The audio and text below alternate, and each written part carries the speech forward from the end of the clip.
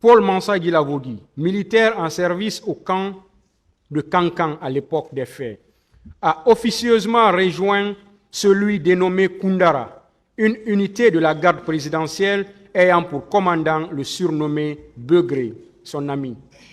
Le 28 septembre 2009 et les jours suivants, des manifestants et autres citoyens enlevés au stade et à divers endroits de Conakry ont été conduits au camp Koundara où ils ont subi des tortures par les agents qui s'y trouvaient sur instruction de leur chef Begré.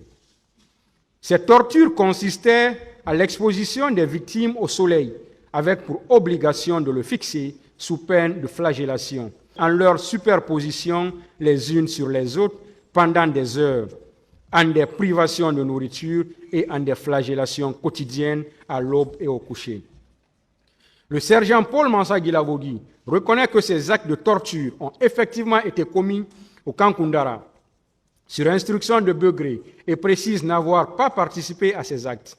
Malgré cette dénégation, il a été formellement reconnu par des victimes, notamment Abdoulaye Diallo, Mamadou Lamine Sall et Mamadou Samba Bari, comme faisant partie des tortionnaires.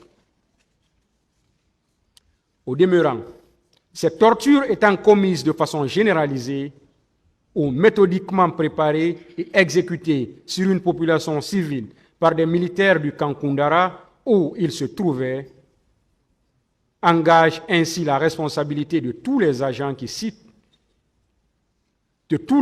s'y trouvant, car ce type de responsabilité peut être établi à titre individuel ou collectif.